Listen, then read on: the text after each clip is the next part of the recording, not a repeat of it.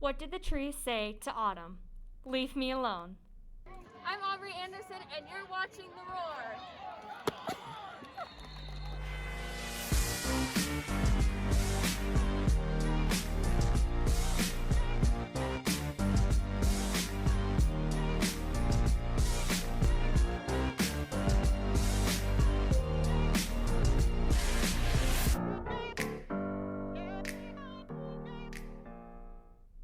As we wrap up fall, let's take a look at our fall sports wrap-up.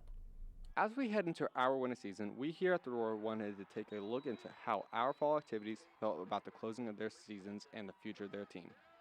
How I think we did this year, I mean, people around here, they would say we did pretty good, but I believe we could have done way better, and I think that we could have won state.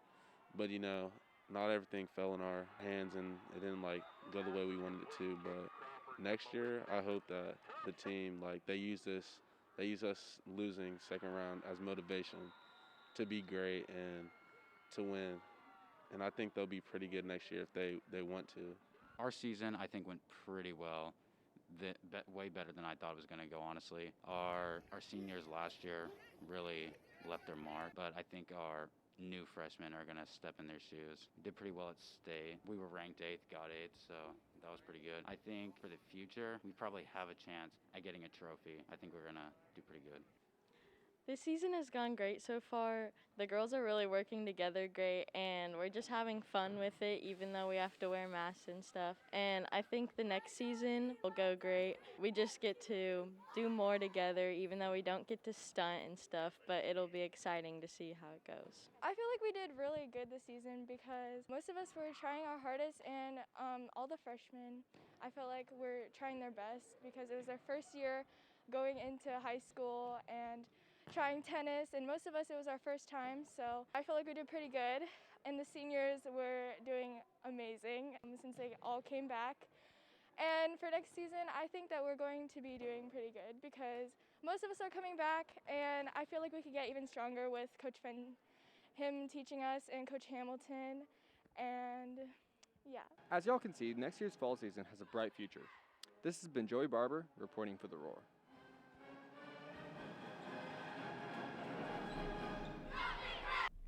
Make sure to congratulate any fall athletes on their amazing seasons.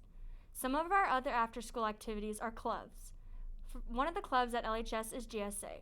Here's Philip with an in-depth look on GSA. Many clubs at LHS are hesitating to start back up, with the GSA being one of the few opening its doors to students. But what exactly is the GSA? Hi, my name is Christopher Vaughn. I am a senior. I am also the president of GSA. GSA stands for Gay Straight Alliance. It is an open space for everybody to come, hang out, feel accepted. You do not have to be gay. You can also be straight. The meetings will be held down in the junior hallway in Ms. Jenkins' room, 2216, unless said otherwise.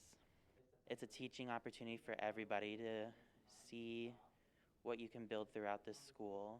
So GSA stands for Gay Straight Alliance, and that basically covers the LGBTQ plus spectrum in terms of where individuals might identify with lesbian, gay, bisexual, questioning, etc. If students are interested in being involved in GSA, they can check out the Lansing GSA page on the account on Twitter.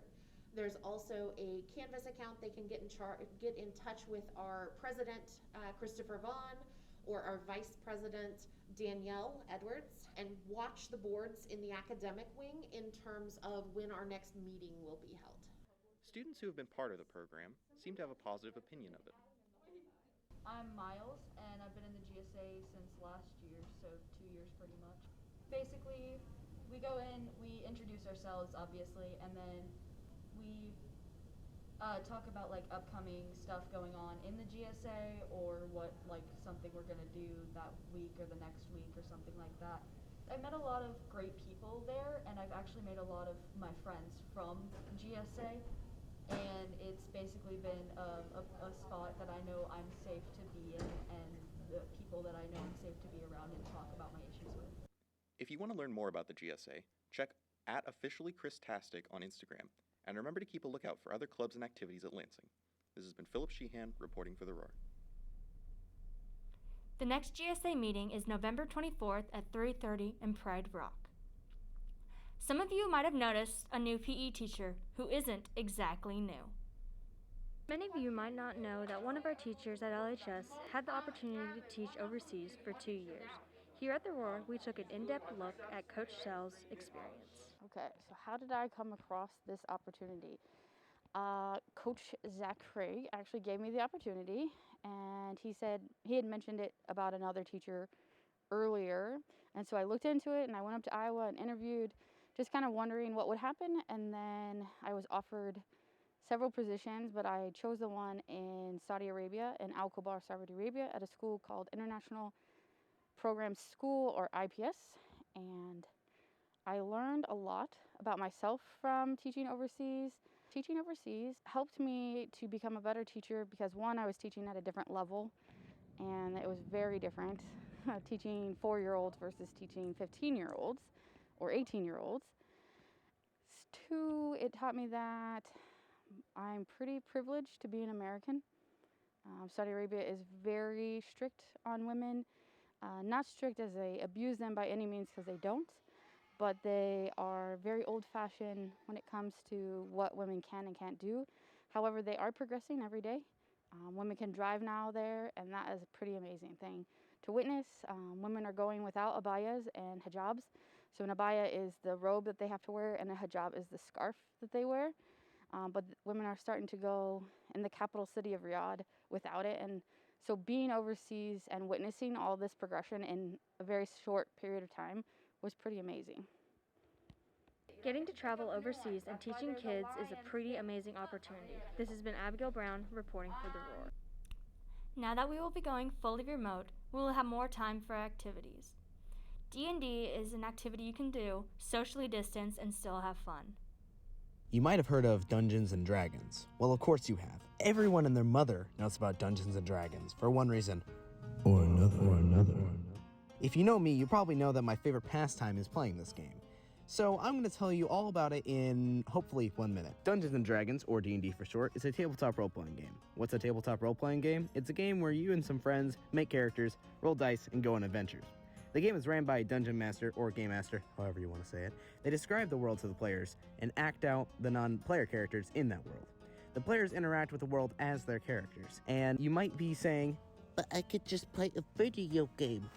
Except in D&D, the possibilities are endless, unlike in video games. The only limitations in D&D are the rules and your imagination. D&D is a great way to connect with friends, and you will make memories that you will keep for the rest of your life. There are also other ways of experiencing D&D besides playing it, like podcasts, live streams, and Amazon Prime is coming out with an animated series based off of one of the most successful D&D shows of all time, Critical Role. Also, if you say it isn't cool, just say that to Joe Manganiello, Shaggy from the Scooby-Doo movies, Daredevil, Sam from Game of Thrones, Terry Crews, and Vin Diesel. Just to name a few. If you want a shirt like my co-host John here, make sure to check out the Lions Pad. Even with the new procedures we have, make sure to keep in high spirits. That's all for this week, and we'll see you next week.